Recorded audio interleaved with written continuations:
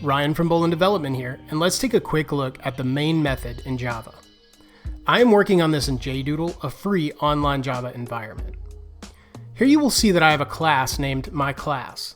If you're unfamiliar with why we've used the keyword class, please refer to my previous video, which I will link here. MyClass is public, which means that it's accessible to the whole program. Don't worry too much about that right now, as we will cover access terms in the future. For now, just know that we are working in the public class, myClass. Notice that myClass has a bracket opened after it, and one closing that bracket at the end of the program. If you open brackets or parentheses in Java, you must close them. This is how Java knows to separate the different parts of our program. Inside myClass, we have a long series of keywords called a method header. This method header has a lot of words in it because it needs to communicate several things to the compiler in order for our program to run.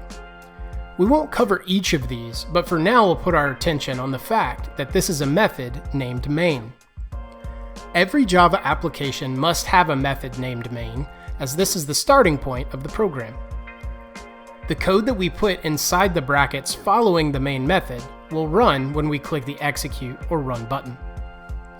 Here we have a statement, system.out.println, which we will cover in more detail later, but for now just know that we're using it to print a statement out to the command line. You will see a semicolon at the end of the statement, which lets the compiler know that the statement is finished. Just as brackets and parentheses need a closing match, statements need to end with a semicolon. We run the program and see that our intended output is in the command line. We are successful. Now you understand the function of the main method, which we will use going forward. Thank you for watching. Like and subscribe to help me bring you even more Java content.